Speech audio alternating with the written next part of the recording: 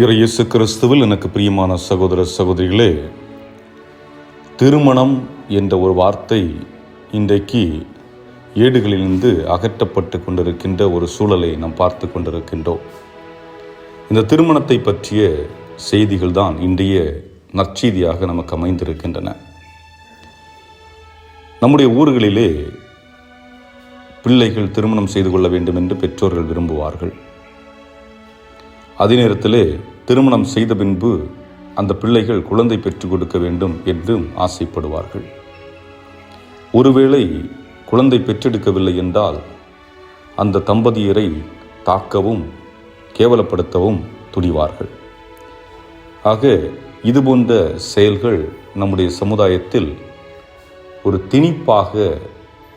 திணிக்கப்படுவதாக பலர் உணர்கிறார்கள். திருமணம் செய்தவர்களும் இப்படிப்பட்ட ஒரு உணர்வு அவர்களுக்குள் இருக்கிறது. ஏனென்றால் குழந்தை பாக்கியம் என்பது அவர் கடவுளால் கொடுக்கப்படுகின்ற ஒரு வரம். அதுபோன்று அவர்களுடைய உடலில் இருக்கின்ற அந்த உடல் தன்மைகளுக்கு ஏற்றால் போல் அவர்களுக்கு குழந்தை பிறக்காதும் அமைகிறது. இதனால் நாம் ஒருவரை தீர்ப்பிடுவது என்பது சரியான விதம் அல்ல. ஆக திருமணம் என்பது இரண்டு மனங்கள் ஒன்று சேர்வது, இரு உடல் ஓருடல் ஆவது. உடல் மட்டுமே சேர்வதா என்றால் நிச்சயமாக இல்லை. காரணம், உடல் மட்டும் சேர்கிறது என்றால் அதை திருமணம் என்று சொல்ல முடியாது. மாறாக இரண்டு மனங்கள் ஒன்றாக சேர வேண்டும். யூத கலாச்சாரத்திலே நாம் விவிலியத்தை பழைய ஏற்பாட்டிலே புரட்டி பார்க்கின்ற பொழுது நாம் புரிந்து கொள்ளக்கூடியது என்னவென்றால், திருமணம் முடிவதற்கு முன்பு குழந்தை பெற்றெடுத்தால் அந்த பெண் கல்லால் அறிந்து கொல்லப்படுவாள். ஆனால் ஒருவேளை திருமணம் முடிந்த பின்பு குழந்தை பிறக்கவில்லை என்றால் அவள் கடவுளால் சபிக்கப்பட்டவள் என்று பெயர் கட்டப்படுவாள். மனிதனுடைய வினோதமான எண்ணங்களை பார்த்தீர்களா? இப்படிப்பட்ட காலகட்டமும் இருந்தது. இன்றைக்கும் இதுபோன்ற காலகட்டம் நம்முடைய சமூகங்களிலே ஆங்காங்கே நிகழ்ந்து கொண்டுதான் இருக்கின்றது.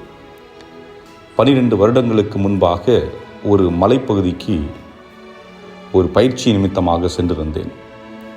அப்பொழுது அரசாங்கம் கட்டி கொடுத்த கட்டடங்களிலே வாழ்ந்து கொண்டிருந்த மக்கள், அவர்களுடைய தொழில் செங்கல் செய்வது. அந்த தொழிலை செய்து கொண்டிருந்த ஒரு தம்பதியர், கணவர் மனைவி. இவர்களுக்கு பல ஆண்டுகளாக குழந்தை இல்லை. நான் அவர்களிடத்தில் கேட்டேன், உங்களுக்கு குழந்தை இல்லை என்று வருத்தம் இல்லையா என்று கேட்டபொழுது அந்த தம்பதியர் சொன்னார்கள், என் கணவர் எனக்கு குழந்தை, அதே போன்று அந்த கணவர் சொன்னார், என் மனைவி எனக்கு குழந்தை. நாங்கள் அதே அன்போடு நாங்கள் சென்று கொண்டிருக்கின்றோம். அதனால் எங்களுக்கு எந்த கவலையும் இல்லை.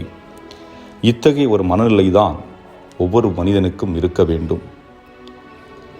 திருமண உறவின் அடிப்படை என்பது ஒருவர் மற்றவரை நேசிக்க வேண்டும் என்பதுதான்.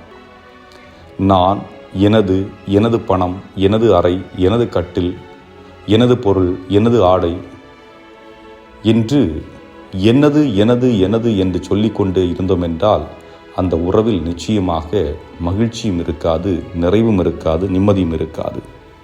அதேபோன்று நான் சொல்வதை மட்டுமே கேட்டு நடக்க வேண்டும், நான் என்ன எண்ணுகிறேனோ அதைத்தான் நீ செய்ய வேண்டும் என்று கணவன் மனைவிக்கும் மனைவி கணவனுக்கும் சட்டங்களை போட்டார்கள் என்றால் அந்த உறவும் நிச்சயமாக நீடிப்பதற்கான வாய்ப்புகள் இல்லை.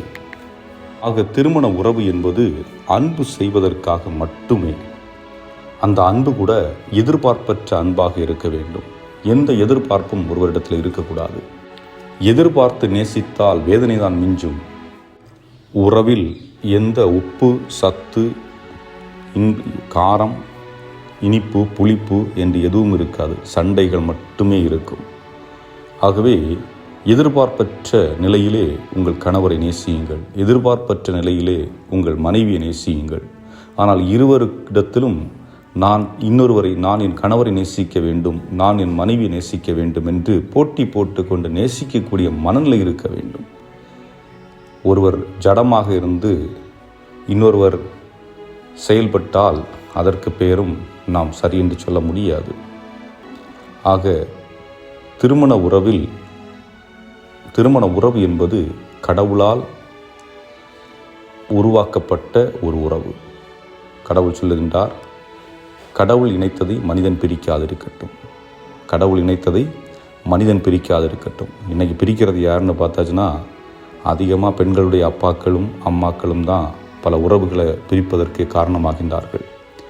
குடும்பங்களிலே துன்பங்கள் இருக்க தான் செய்யும், துயரங்கள் தான் இருக்க தான் செய்யும்.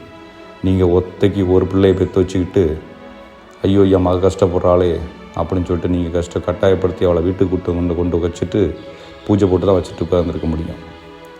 வாழ்வில் இன்பங்களையும் துன்பங்களையும் எப்படி கடந்து வர வேண்டும் என்று கற்றுக் கொடுங்கள். அதுதான் வாழ்க்கையின் முறை.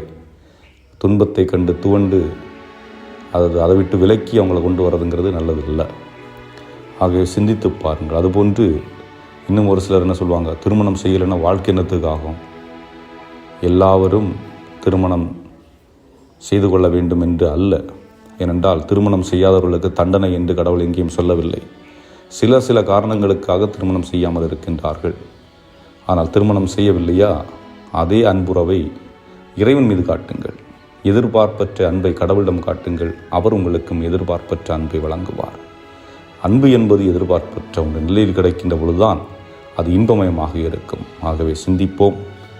நான் யாரை நேசிக்கின்றேன், நான் யாரிடம் அன்பு காட்டுகின்றேன் என்று சிந்தித்து பாருங்கள். ஏனென்றால் பல நேரங்களிலே நாம் சொல்லுவோம், நான் உன்னை நேசிக்கிறேன், என் கணவனை நேசிக்கிறேன், மனைவியை நேசிக்கிறேன். நம்முடைய அன்பு எல்லாம் சுயநல அன்பாக தான் இருந்து கொண்டிருக்கும். ஏனென்றால் வாழ்வில் நாம் 30 ஆண்டுகள் 40 ஆண்டுகள் 50 ஆண்டுகள் கடந்து வந்திருப்போம். உண்மையான அன்பு கூட நிஜமாக இருக்கிறதா என்ற ஒரு கேள்வி கூட பல நேரங்கள் நம்மிடம் எழலாம். ஆனால் அந்த நேரத்திலே நாம் யோசிக்க வேண்டிய, நான் உண்மையான அன்பை கொடுத்திருக்கிறேனா, நான் சுயநலமற்ற அன்பை கொடுத்திருக்கிறேனா என்று சிந்தித்து பாருங்கள். இறைவன் உங்களோடு இருந்து உங்களை ஆசீர்வதித்து வழி நடத்துவாராக. ஆமென்.